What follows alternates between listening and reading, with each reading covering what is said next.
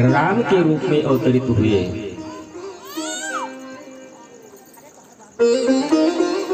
तो जो बलिदान और जो त्याग माँ कैकेयी ने किया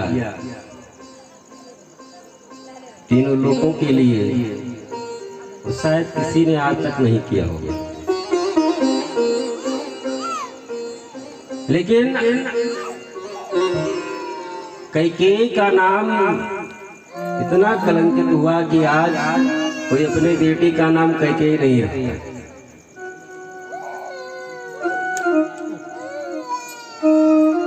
लेकिन जो बलिदान कैकेयी ने दिया और जितना प्रेम कैकेयी राम से करती थी, शायद तीनों लोगों में कोई करता भी नहीं। एक बार कैकेयी माँ को रात्रि में स्वर्ण महल का स्वप्न उन्होंने देखा। सुबह हुई, चक्रवर्ती सम्राट महाराज दशरथ से निवेदन करके कहने लगी कि आज मैं एक स्वर्ण का सुंदर महल स्वप्न में देखा है। तो चक्रवर्ती सम्राट महाराज दशरथ ने कहा, तो वह स्वर्ण महल आप हमारे लिए बनवाइए। चक्रवर्ती सम्राट दशरथ ने विश्वकर्मा का आवाहन किया। विश्वकर्मा जी आए। जिस प्रकार से स्वर्ण महल था उसका नक्शा कैकेयी बना करके दी। विश्वकर्मा स्वर्ण महल बढ़िया सुंदर बनवा करके तैयार कर दी। गृह प्रवेश का समय आया। गृह प्रवेश करने के लिए चक्रवर्ती सम्राट महाराज दशरथ कैकेयी के साथ चलने लगे। तो माँ कैकेयी ने कहा कि अब मैं उस महल में नहीं जाऊंगा। चक्रवर्ती सम्राट दशरथ ने कहा, क्यों? क्योंकि हमारा राम जब विवाह करके आएगा, विवाह करके लेकर के आएगा बहू को, तो उसमें हमारा राम रहेगा, हमारी बहू रहेगी, मैं नहीं जाऊंगी। जब राम विवाह करके आए तो मुंह दिखाई में जब कैकेयी ने कनक भवन सीता जी को दिया तो दो माताएं लज्जित हो गई कि हमारे पास तो और कुछ है नहीं, इससे बढ़ करके तो पूरा कनक भवन ही सीता जी को दी। इतना प्रेम करती। तो फिर अपने पुत्र के लिए 14 वर्ष के लिए राम को वनवास क्यों भेज दिया?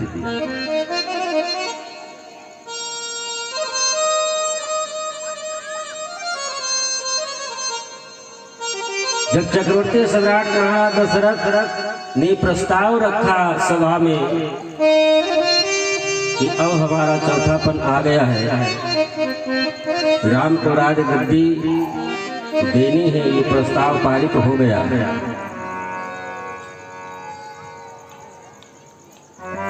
तो देवगणों ने नारद जी को भेजा। रात्रि में राम जी के पास नारद जी आए।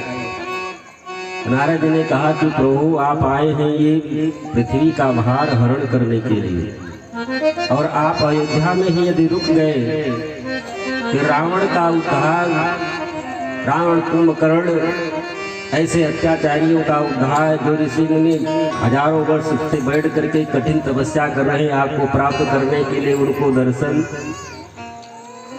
जो कोल भील छोटी जात के लोग जिनका कोई आज तक हाल न पूछा, उनसे मिलना और जिस कार्य के लिए आए थे कैसे हो पाएगा? नारद जी कह करके तो चले गए। भगवान बहुत चिंतित हुए और इतना चिंतित हुए कि पसीना से पूरा भीग गए। माँ कौशल्या आई, राम जी को कष्ट में देख करके आंखों में आंसू, भागी भागी गई दशरथ जी के पास। राम बहुत परेशान है, पता नहीं क्या हुआ, शरीर से केवल पसीना निकल रहा है, अपने बिस्तर पर लेटे हुए हैं, कुछ बोल नहीं रहे। वैद्य आए सभी, लोग एकत्रित हुए लेकिन राम कुछ बोले नहीं। माँ कैकेयी को पता चला, वो भी दौड़ी दौड़ी आई। मेरे राम को क्या हुआ? कैकेयी को देख करके भगवान राम की आंखों में आंसू आ गया। राम जी ने आराम से बोले। राम जी ने कहा कि मैं केवल थोड़ी देर एकांत में अपनी माँ कैकेयी से बात करना चाहता है। सब लोग बाहर चले गए। कैकेयी से राम जी ने कहा कि माँ आप हमसे बड़ा प्रेम करती हैं, बड़ा स्नेह करती हैं, मैं जानता हूं।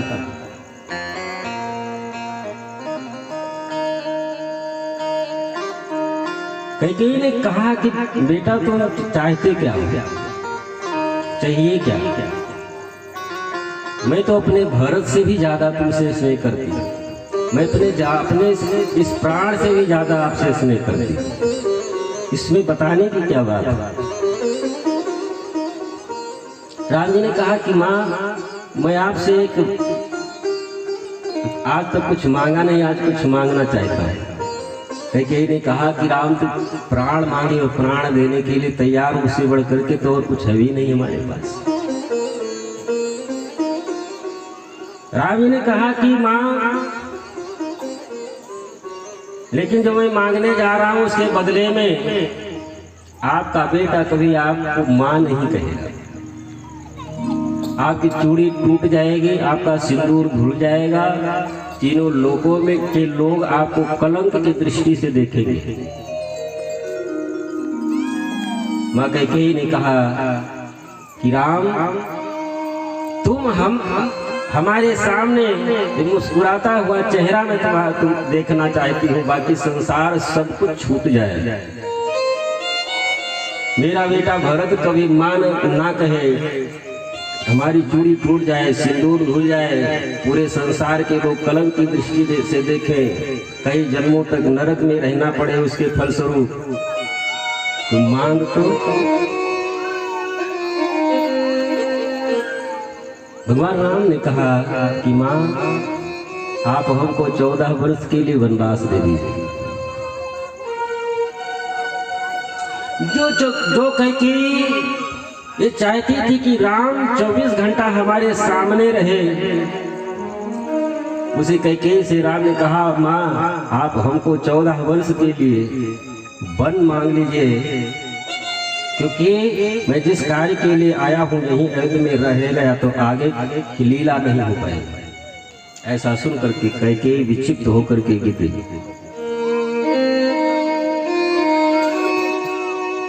होश में आई कैकेयी ने कहा कि ठीक है राम, यदि जगत के कल्याण के लिए यदि तुमको इसमें ही सुख की अनुभूति होती है तो मैं 14 वर्षों तक आपके बिना जीवित रह लूंगी, लेकिन मैं आपको कष्ट में नहीं दे सकती। कैकेयी ने अपने से वरदान नहीं मांगा, वो अपने से राम को अलग नहीं करना चाहती। पहला कारण ये था, और दूसरा कारण कैकेयी ये जानती थी कि चक्रवर्ती सम्राट महाराज दशरथ को श्रवण कुमार के माता पिता से श्राप मिला हुआ है कि पुत्र के वियोग में तुम्हारी मृत्यु होगी। दूसरा कारण, पुत्र के वियोग में मृत्यु होगी तो कैकेयी ने कहा एक तो राम जी को वचन मैंने दिया है, लेकिन जो यदि श्राप वाली बात यदि सत्य हो गई, हमारे राम को कुछ हो गया तो मैं अपने बहू सीता को सफेद साड़ी में नहीं देख पाऊंगा।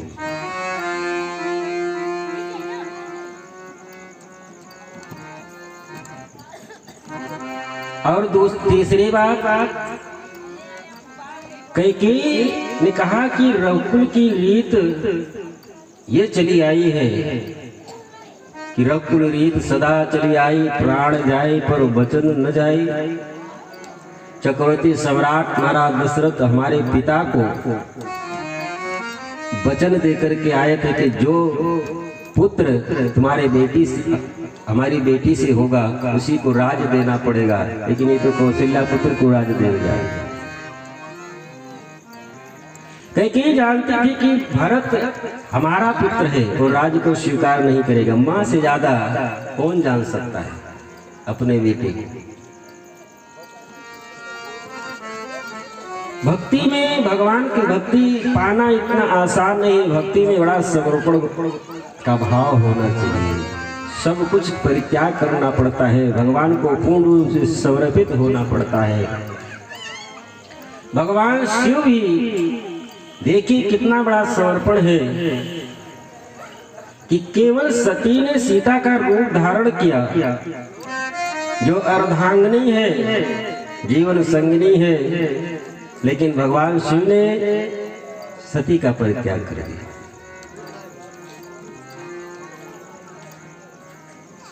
ब्रह्मा जी आके नारद जी को कथा सुना रहे हैं कि एक बार ऐसी घटना घटित हुई कि प्रयाग में गंगा और यमुना के बीच में देश के जितने भी अच्छे अच्छे संत थे, सभी संत ऋषि महर्षि वहां पर यज्ञ का आयोजन किए। सभी देवगण भी उपस्थित हुए। देवगणों की सभा भी लगी हुई थी और भगवान शंकर भी नंदी के साथ में उस सभा में उपस्थित थे। और उस समय भगवान शिव के जो ससुर जी थे दक्ष, उनको प्रजापति का पद मिला। और जिसको पद प्रतिष्ठा थोड़ा मिल जाए तो थोड़ा अहंकार तो आना स्वाभाविक है। उस सभा में ब्रह्मा जी कहते हैं कि मैं भी उपस्थित था और भगवान शिव भी नंदीश्वर के साथ में वो भी उपस्थित थे। सभी देवगण उपस्थित थे।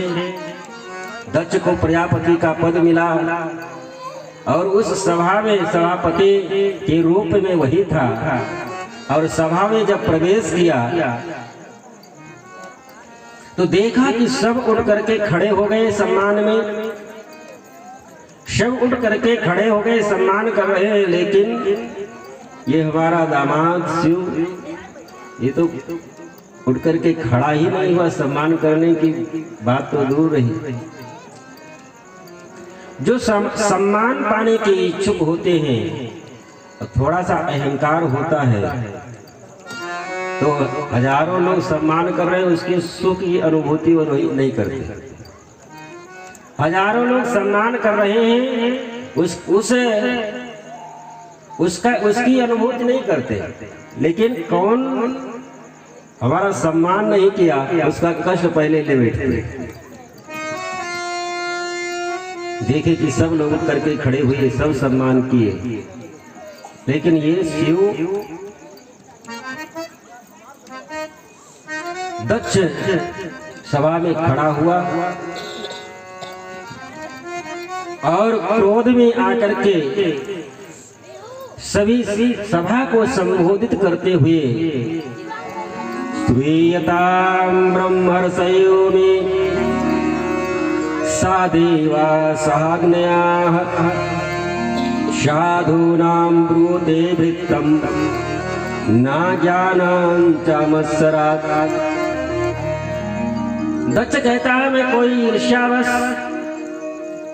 और कोई क्रोधवश मैं ऐसा नहीं बोल रहा हूँ, लेकिन जो ये शिव बैठा हुआ है शमशान में रहने वाला, भूत प्रेतों के साथ में रहने वाला,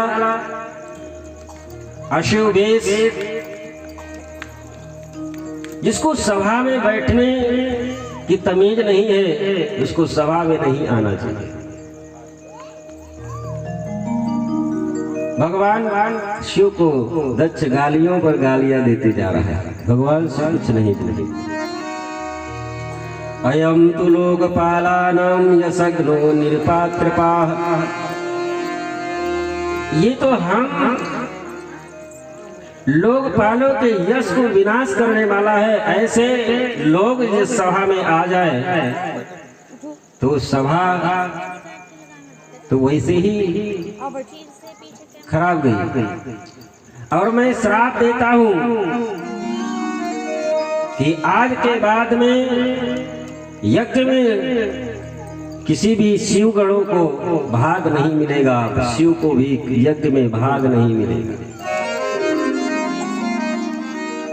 और जो शिव भगवान शिव को मानने वाले हैं वो सब पाखंडी हो जाए। ऐसा सुन करके नंदी भी उठ करके खड़े हुए और वो भी श्राप दे दिए कि जो ब्राह्मण भगवान शिव का भक्त नहीं है, भगवान शिव को जो मानता नहीं है, वो ब्राह्मण भी सब पाखंडी हो जाए। आपस में एक दूसरे को जब श्राप देने लगे तो भगवान शिव नंदी जी को समझाए कि इस तरह से नंदी उचित नहीं है, तुम तो ज्ञानियों में अग्रणी हो, तुमको क्रोध करना उचित नहीं है। अनेक प्रकार से जब भगवान शिव नंदी को समझाए, किसी तरह से शांत कराए, भगवान शिव उस सभा से तो चले आए। लेकिन ये दक्ष भगवान शिव से इतना द्वेष करने लगा, इतना ईर्ष्या करने लगा कि भगवान शिव को ही अपमानित करने के लिए कनखल में एक यज्ञ का आयोजन किया। भगवान शिव को ही अपमानित करने के लिए यज्ञ का आयोजन करता है और उसमें सभी देवताओं को, यहाँ तक ब्रह्मा और विष्णु को भी निमंत्रण दिया, सभी ऋषियों को भी आमंत्रित करता है।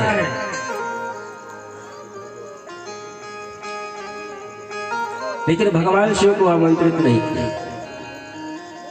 जितने भी ऋषि महर्षि थे सबको आमंत्रण दिया, निमंत्रण दिया, सबको बुलाया। भृगु, वशिष्ठ, अत्रि, जितने भी ऋषि महर्षि थे सबको बुलाया, सबको आमंत्रित किया, निमंत्रण दिया, लेकिन भगवान शिव को नहीं बुलाया।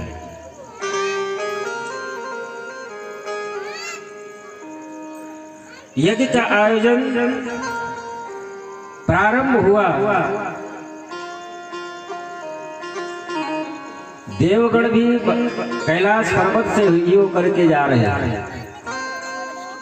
कैलाश पर्वत से होकर के जा रहे थे। सती ने देखा कि आज ये विमान एक के बाद एक विमान सब जा रहे हैं। मन में विचार करने लगे कि विमान जा कहाँ रहे हैं सब।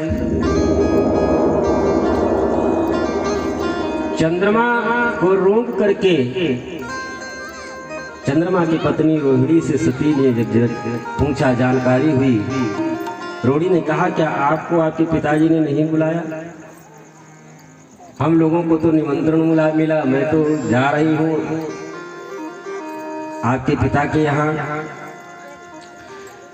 और जब इस समाज में भी ऐसा होता है, मान लीजिए किसी से आपकी बड़ी अच्छी मित्रता हो, लेकिन किसी कारण बस थोड़ी खटपट हो गई हो,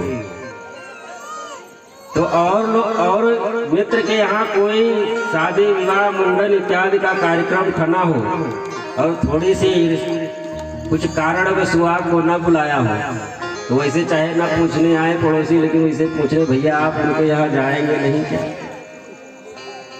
कि मतलब हमको वो बुलाए हैं, आपको नहीं बुलाए, आपके परम प्रिय मित्र थे।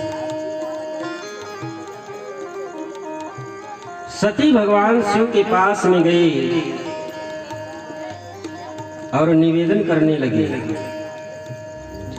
कि प्रभु, पिता के यहाँ यज्ञ का आयोजन हुआ है, क्या आप नहीं चलेंगे? चलना चाहिए। वहाँ सभी ऋषि महर्षि, यहाँ तक सभी देवगण अपने देव पत्नियों के साथ में सब जा रहे हैं, आप भी चले। भगवान शिव ने सारा वृतांत उस समय का बताया कि इस प्रकार से तुम्हारे पिता हमसे द्वेष रखते हैं। उस सभा में इस प्रकार से वो हमको अपमानित किए थे, लेकिन हमने आपसे आकर के बताया भी नहीं। इस प्रकार से वो हमारा और ये यज्ञ का जो आयोजन है वो हमको अपमानित करने के लिए ही वो कर रहा है। और ऐसी जगह पर जाना उचित नहीं है।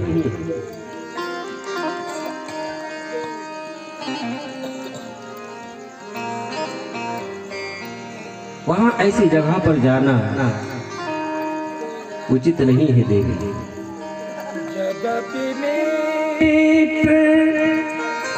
प्रभु पितु गुरु गेहा जगपे पितु गुरु गेहा जाइए बिनु बोले न संदेहा जाइए बिनु बोले न संदेहा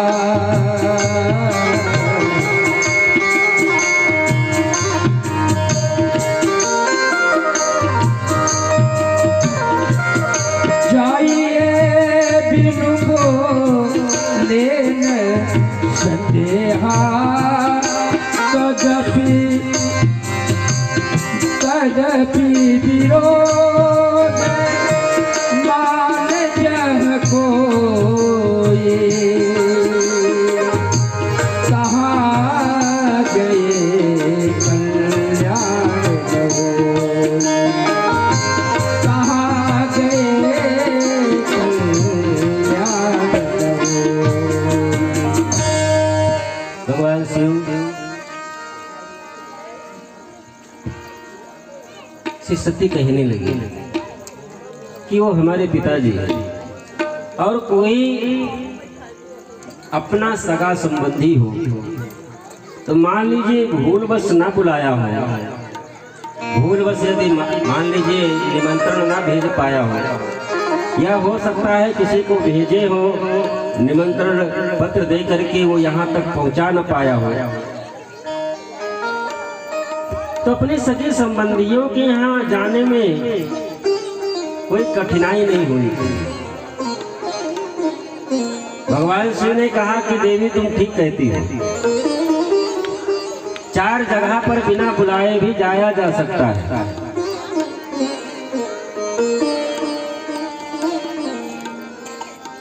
पिता के यहाँ, गुरु के यहाँ, भगवान के यहाँ और मित्र के यहाँ। यदि पिता के पास में जाना है तो बिना बुलाए पिता के घर जाया जा सकता है, गुरु के यहाँ बिना निमंत्रण आमंत्रण के भी जाया जा सकता है, भगवान के मंदिर में निमंत्रण नहीं आया है तो भी जाना चाहिए। लेकिन फिर भी वहाँ पर शर्त है, यदि वहाँ पर कोई विरोध करने वाला हो, विरोध मानने वाला हो तो वहाँ नहीं जाना चाहिए। यदि ऐसी जगह पर आप जाते हैं तो उसका कल्याण नहीं है। भगवान शिव अनेक प्रकार से सती को समझाए, लेकिन सती को ज्ञान नहीं है। सती मन में विचार करने लगी कि वैसे ही पति देव हृदय से तो परित्याग कर ही चुके हैं। वो कष्ट, त्याग का कष्ट पति त्याग चुके हैं, वो कष्ट तो हृदय में है ही है, ज्वाला तो जल ही रही है। सती ने मन में विचार किया कि कम से कम पिता के यहाँ यज्ञ का आयोजन हुआ है, जाऊंगी, बहनें हैं सब आई होंगी, वो उनसे मैं मिलूंगी तो मैं अपने सुख दुख का थोड़ा एक दूसरे से वार्ता होगी, थोड़ा जो हृदय में कष्ट है उसका थोड़ा निवारण होगा। सती ने कहा कि आप आज्ञा दें, आप नहीं जा सकते तो मैं ही चली जाऊं। भगवान शिव मन में विचार करने लगे कि अब मानेगी नहीं, ये जाएगी जरूर। तो भगवान शिव ने अपने कुछ गणों को सती के साथ में कर दिया और सती अपने पिता के यहाँ पहुंच गई। लेकिन जब वहां पहुंचती हैं तो देखती क्या है कि पिता ने तो सती की तरफ देखा भी नहीं, सम्मान करने की और हाल चाल पूछने की बात तो दूर की रही। लेकिन जो बहनें हैं वो मुस्कुरा करके आती हैं और कहती हैं, बहन आपके यहाँ हमारे यहाँ तो पिताजी निमंत्रण भी भेजे और लेने के लिए भी अपने गणों के को भेजे, लेकिन बहन आपके यहाँ तो